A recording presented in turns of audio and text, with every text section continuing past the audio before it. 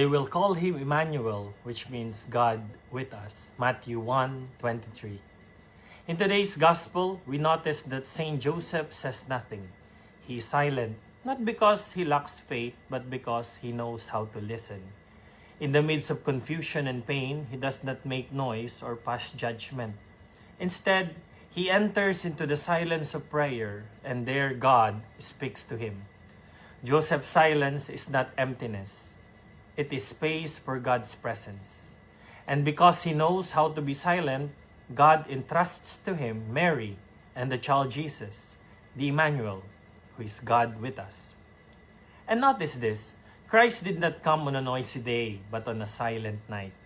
There was no applause, no public announcement, only silence where God chose to dwell.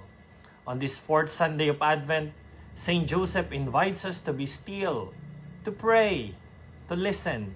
For very often, God does not shout. He is Emmanuel, God with us, who abides in the silence of our heart. Let us pray. Lord, teach us to be silent and trusting like Joseph amidst the vicissitudes of life.